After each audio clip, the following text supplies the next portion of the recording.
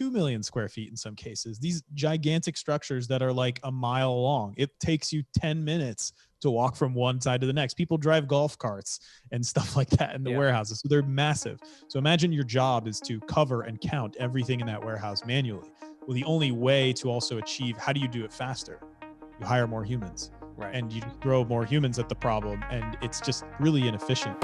The Industrial Sage Executive Series, sharing the stories behind game-changing executives, their organizations, and insights into today's industry challenges. Hey, thank you for joining me today on today's Industrial Sage Executive Series. I'm joined by Ian Smith, who is the CEO at Ware. Ian, thank you so much for joining me today. Pleasure to be here virtually. Thank you for having me. I'm excited to talk more and learn more about you, and thanks for coming on. So for those who are not familiar, we'll kind of start with this.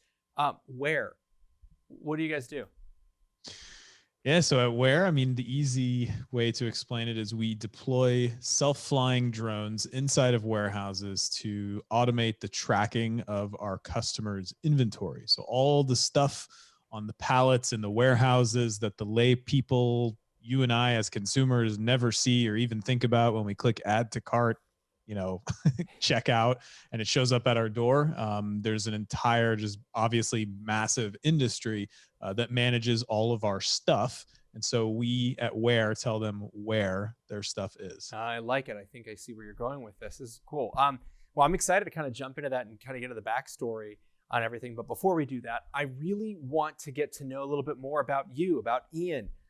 So take me back. How did you get into this space in this industry? Well, it's a saga. So I grew up in Houston, Texas. My dad is an engineer at NASA.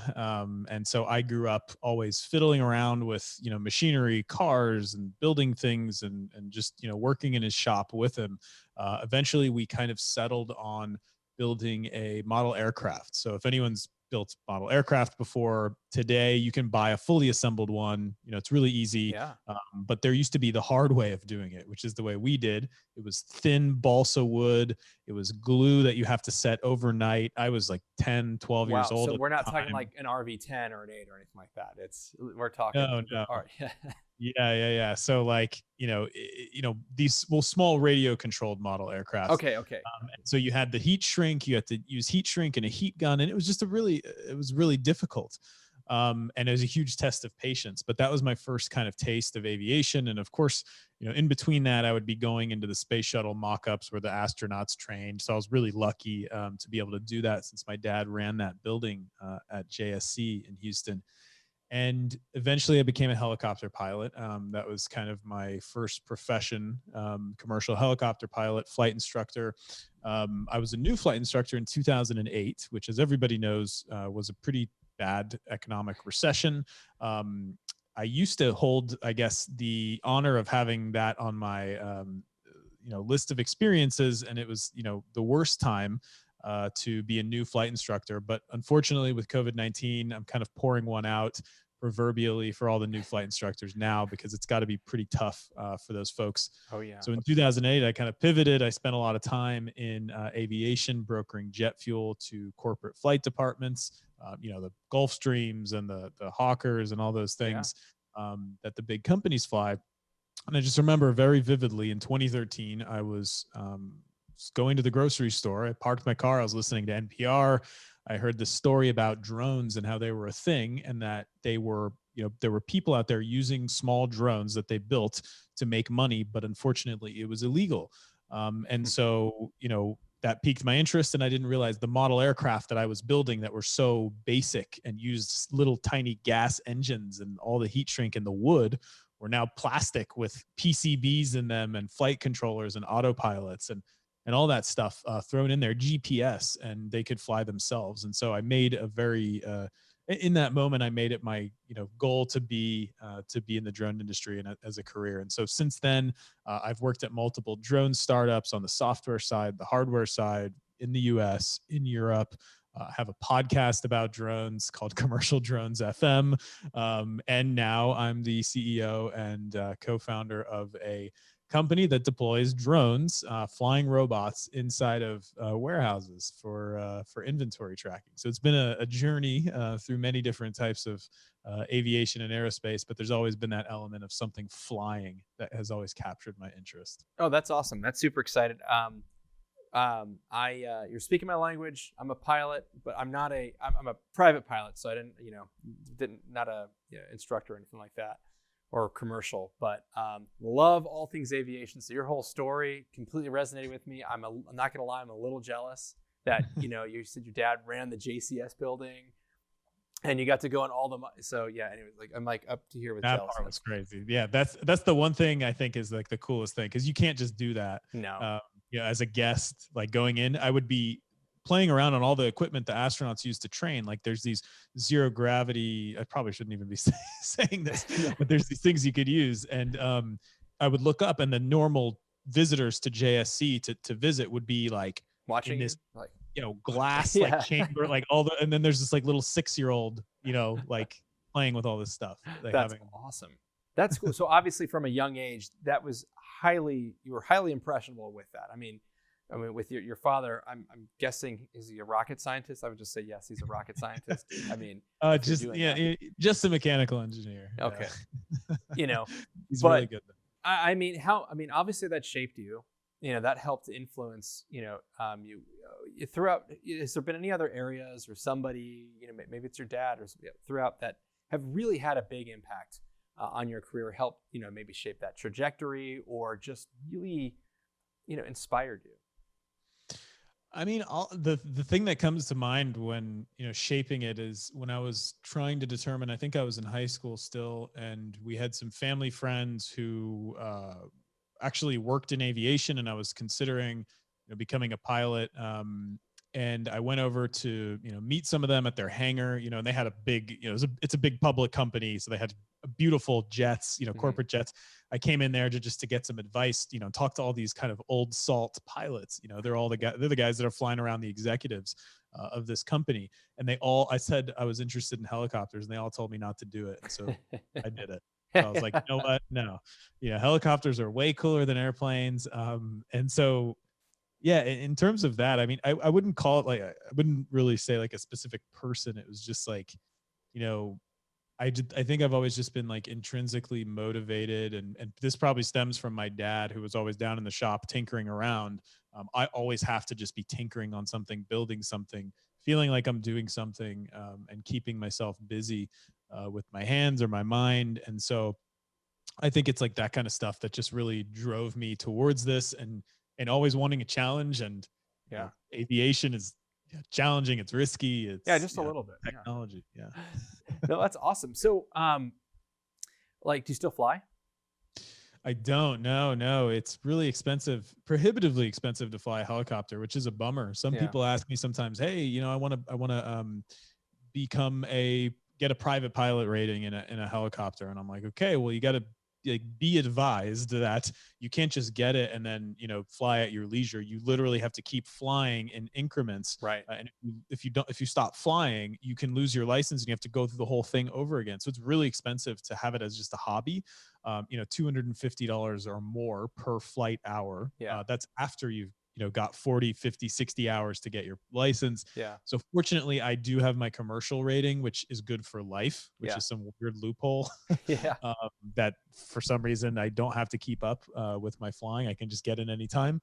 But unfortunately, no, I don't fly still. Well, I'm assuming you still have to do, I don't know if some sort of biennial flight review or something for that. I don't know if it's a commercial rating for proficiency. No, really.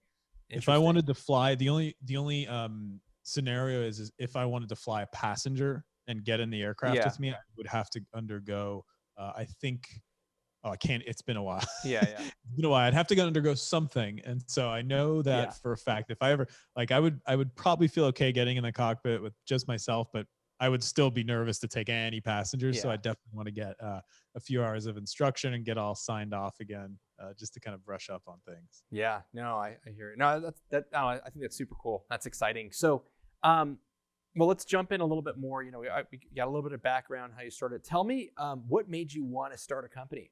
Like, what was that thought, or was there a moment that just said, hey, you know what? I see this opportunity. Let's go. I think I've always wanted, I've always just kind of didn't know what I wanted to do. So before, I mean, I told you my, glorified version of my career, of course, you don't talk about the things that, were tough and difficult. And like in college, I didn't know what the heck I wanted to study. Yeah. You're supposed to pick your degree and you're like, you have no work experience. What did you study? What did you end up doing? At first it was architecture. Okay. Which actually I'm kind of kicked myself today because I just love architecture. I think it's amazing, and being creative and designing things and seeing it come to life and people using it and stuff is just so cool. And then I pivoted to art. Okay. And I hated art because it was just, who painted this? Who painted this? What style is it? And then I just wasn't into it. This is in college. And then I left college to go back home because I wasn't feeling it. And then my buddy was just like, hey, do you want to fly helicopters? I was like, yeah, let's do that. And so I did that. And I was thinking about doing, cooking school, culinary school, getting a degree there. So I've always wanted to like kind of build stuff and create things. Flying helicopters just seemed really cool at the time. And so that combining like my, curiosity to just build things and fascination with technology, it really just kind of motivated me, I think, to try to join, I wanted to be where all the technology was. And so, right now I'm saying this today, but because of all the COVID-19 and this kind of exodus, a lot of folks are leaving San Francisco and the Bay Area, but still it's Silicon Valley here. And so this is where tech is. And so this dream of mine, ever since I lived in Houston, was to work at a company in San Francisco. And so, finding this, the niche with drones and, having that come up at the same time my career was starting, and being able to pivot to that was fantastic. And then being around startups, being around entrepreneurs and just highly motivated people rubbed off on me as well. And, one of my goals was like, okay, start a venture funded startup in San Francisco, raise over $1 million, say that you've done it and experienced that. And you learn so much. So being a part of startups and helping build them was amazing. But also, with my podcast that I started, it's also a business. It generates revenue. I've had public company sponsors that scratched my itch. But then finally now with Ware, I've got my, co-founder of a venture funded startup. We've raised over $1 million at this point. So that's cool. That's awesome. When did the venture start? So we started Ware. Technically the company was started in January 2019. But it's, we've been working on this problem in earnest for over a year and a half. So like 20 months or so, give or take. Not that it matters. Those 4 months, but in our relatively young life of the company, I think every month does matter. So absolutely. I mean, did you start off? I mean, obviously to kind of go into the material handling space, supply chain, or specific, inventory management. Did you start off that way, or was it something that you just kind of through discovery kind of found your way there? What did that look like?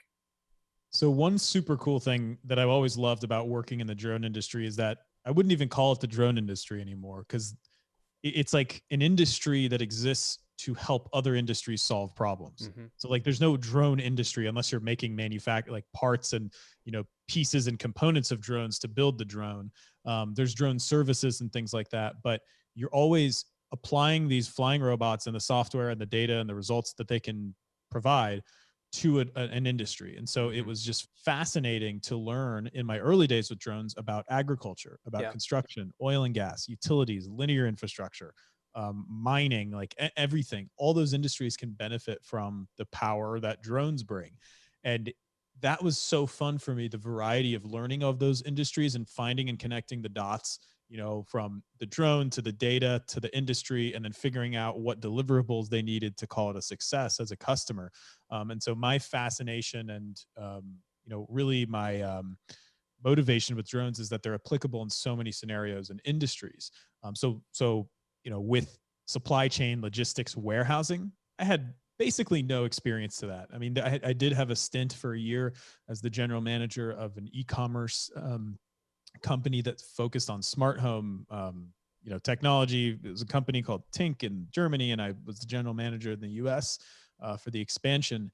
And that was my first taste of understanding drop shipping and of understanding logistics and fulfillment and the distribution centers. And that was the last thing, or the thing I did right before starting Ware. So it was like understanding and knowing of this industry, understanding the need that they need better cycle counting. They need more automation. They need to, cycle counting and tracking inventory in warehouses has not changed for, hundreds of years materially, maybe even like thousands. It's just still the same thing. Mm-hmm. The world's biggest companies are having, humans strap themselves into a piece of machinery, go up 30 feet, and then use their fingers to count their products, just like this: 1, 2, 3, 4, 5. And then they count the bottom row, and then you do the multiplication, and then that it's like, it's shocking. I've watched, one of the world's largest companies have their inventory counted like that. It's slow, it's error prone. These people who do it probably don't like doing the same thing monotonous all day.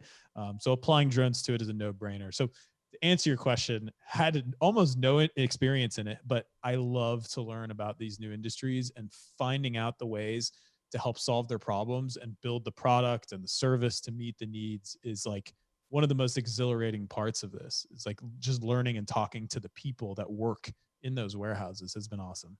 Yeah, I think it's super interesting and it's exciting. We call it manufacturing supply chain. Warehousing is really going through a huge disruption right now. It was going through it before COVID. Obviously now it's, I think we're accelerated by 5 years, if not more. But the need for that disruption has been happening. And you're seeing all kinds of really cool innovations and things that are happening. And I remember when I first started hearing about the ability of, deploying drones, UAVs, whatever you want to call them, to do, inventory management and just tracking. I just thought it was awesome. I think it was really amazing. How, what are some of the challenges that I guess that you see in the industry relative to, with the inventory and, even, COVID, maybe stuff that coming out that you think they're going to be, pretty relevant? Yeah. So humans have kind of become this liability in a post-COVID world, or like a mid-COVID world. They've always been, let's face it, a liability. What if one of your human workforce, your employees falls and hurts themselves? Nobody wants that. Plus, when you tag on to the cost of that, and then there's the insurance to mitigate the risk and all that, workers' comp, et cetera. And so like, they've always been kind of a liability, whether, every employee, as an employer, knows that, themselves. And with COVID-19, we've talked to some of our, earliest users and customers of our product. And like, there were scenarios, normally in a warehouse, it's full of people. People are walking around. They've got lunch areas and break rooms. They've got, all these, they're just all over the place. It's not just stuff on shelves, in these big warehouses, there's people everywhere. And they were in close proximity, like normal, like any office, probably a little less close proximity than a normal, like sit down office. Mm-hmm. But there was scenarios where I'm talking to a company that, like, anyone listening to this would know if I named them. They have stores all over, the United States, everywhere, thousands of them. And they had a breakout of COVID-19 in one of their facilities. And so they had to shut down the whole facility. And it was not a breakout, actually. It was probably like 2 people that tested positive. But, you got to take all the precautions. Shut down the full facility, sanitize everything everywhere. A few days later, they're back up and running. That probably cost them millions of dollars in lost just everything. Lost revenue, everything. And so, the fact that humans can carry viruses that can shut down business is difficult. So that is a challenge that the industry faces that I think our technology helps a lot with. Keeping humans from doing all these manual tasks. Humans are so much better at doing, like, think with our brains and making decisions and deducing, and like there's so many other more, operating the machinery to physically move things, not just counting things and observing and looking at stuff. Counting, really, like, we're so much more capable than that. So those same humans are being reallocated to different jobs in the facility. And so it in some cases, it requires less humans to do that same job, but they can do other things. Now, I'm not even going to get into the fact that, of course, there's automation coming for everyone's job in the warehouse. Like, that's a tough pill to swallow. We're not the arbiters of truth on that. We are not, trend setting on that or anything. We're merely, fulfilling the needs for the customers and what they're asking for. And so you might be just listening to this surprised that like the vast majority of the customers we do talk to, their number one goal is not to reduce headcount, even though that is, part of, the liability concern with viruses that can spread so quickly now. But it actually is like increasing accuracy, increasing frequency. The robots are faster, et cetera, and so on. So the big challenges related to COVID and then with robots, I mean, it's so deep and vast. I mean, I could go and snake around in any of these kind of like areas here, but those I think are the big ones that are just easiest to talk about and understand right now. Yeah, absolutely. I think it's interesting that you mentioned too that a lot of people that are not necessarily saying, hey, it's a primary motivator or it's the number one reason why we're looking to implement more technology solutions to because we want to reduce headcount. I think that especially, if anything, that COVID-19 has taught us, especially with supply chain and all the issues, is really the resiliency piece. And so if it wasn't better, faster, cheaper before, I mean, it was. Now it's even more so. So how can we add things into the supply chain that are going to increase that resiliency by increasing the efficiency? And so certainly I imagine that running inventory, maybe the old school way would be done once a month, once a week, whatever. Now, I mean, I imagine you can just kind of run that out like on a consistently kind of thing. I mean, yep, exactly. Yeah. Just to touch on one of the big benefits, because it is interesting, is that the pace at which humans and a team of humans. Okay, so taking a few steps back, is that if you think about e-commerce growth, like warehouses have just grown to just these giga structures, like 1 million plus square feet, 2 million square feet in some cases, these gigantic structures that are like a mile long. It takes you 10 minutes to walk from one side to the next. People drive golf carts and stuff like that in the warehouses. So they're massive. So imagine your job is to cover and count everything in that warehouse manually. Well, the only way to also achieve, how do you do it faster? You hire more humans. Right. And you throw more humans at the problem, and it's just really inefficient. So the speed at which robots, like in this case, flying drones, can fly around and take pictures, boom, boom, boom, boom, boom, up and down the racking, looking at everything, and just be really quick about it, is like 20 plus times faster than humans can do it. And so it gives, in terms of resiliency, it just gives the customer much like unprecedented access, visual audit log history of their inventory, images of every piece of inventory in their facility, something they've never had before, at a pace and a rate and a frequency of which they never thought, like, I guess, fiscally possible. And so it's kind of changing the way that they can view understanding their inventory when it's in a warehouse or a distribution center. That's interesting. I was curious. I was going to ask about, what the I guess the pickup on the efficiency was, and you said it was, 20 plus X. Which is, that's a good improvement, saying that facetiously. But you mentioned that you said that the kind of the way or the how that you're doing it in terms of, like, I guess, imaging technology, you're taking snapshots and different things. So I would imagine, I'm just thinking out loud here, other benefits would be too, if you've got, inventory, shrink issues, or you've got, damage. Maybe there's a shipment issue or something, and everyone's trying to pin it on, well, no, it was the shipper or it was whatever. Well, no, like, here it is, like, in our facility, and it was not damaged before. I don't know, I could see all kinds of things, all kinds of use cases and stuff like that. It's very interesting. Absolutely. I mean, some might think, oh, just slap a barcode scanner on a drone and fly it around. But we don't believe that. There's the old saying, a picture's worth 1,000 words, right? So, like, we want to take pictures and images, and we can tell so much from imagery. There's so many ways to process an image. There's very cool ways where you can generate depth from 2D images, and so you could start seeing in 3D around what would normally be 2D. And so when you look at that and compare, okay, just scan a barcode and tell me where it is, that's you're delivering the status quo. While it still would be faster and likely cheaper as a solution, we take it multiple steps further. So now, like I mentioned, visual audit history, looking at inventory on a given date, understanding where it was, not having, to rely on someone maybe, thumbing the wrong button when they type it in on the scanner, when they do the cycle count. Maybe they swap the 5 with the 9 or whatever, or the Yeah. button, below it. And then all of a sudden you've got an incorrect count and you can't verify it. So now you have a visual audit history. So many different things you can do with images, and it's such a much more of a rich data source than just scanning these barcodes that's out there. And so that's what we really, really focus on. We've talked a lot about drones and stuff, and like, that's cool, but drones don't excite me. I mean, they're a means to an end. They're a tool in the toolbox. Right. They might as well be as exciting as a hammer. If you go in any one of our a little bit deployments, more exciting, but yeah, a little bit, yeah, they have a few more moving parts.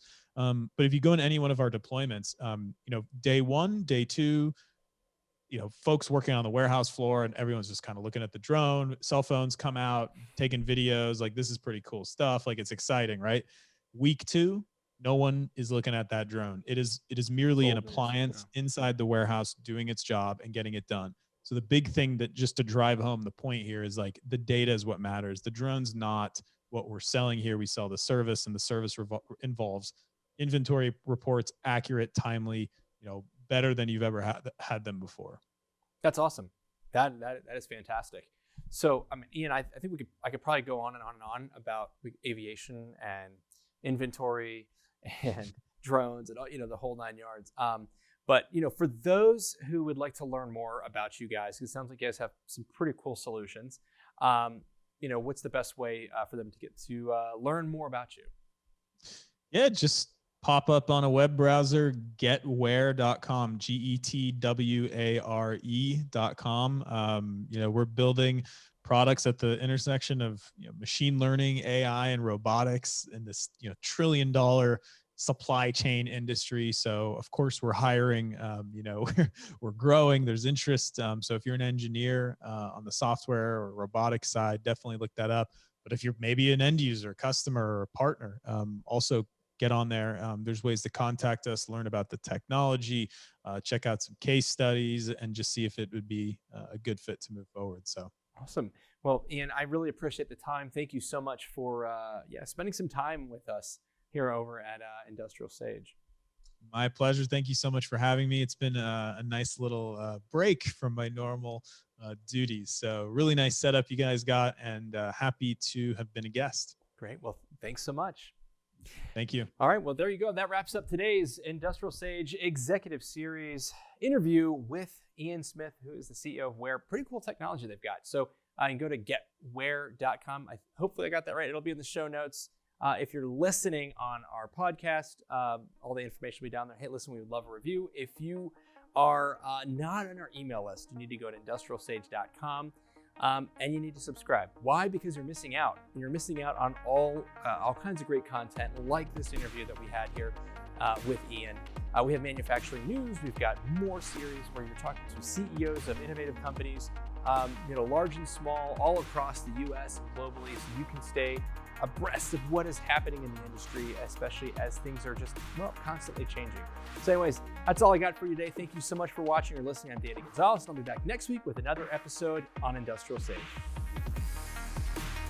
IndustrialSage is an open platform where companies can showcase their expertise and solutions to a captive audience of industrial professionals. Thank you for listening to this week's episode. You can subscribe wherever you get your podcasts, and while you're there, please leave us a review. Want us to tell your story? Go to IndustrialSage.com. This week's episode was produced by Rika Wiersma, filming by Donovan Jones, editing by Rika Wiersma, music composed by Oliver Michael, and executive producers Danny Gonzalez and David Karen. This is the IndustrialSage Executive Series.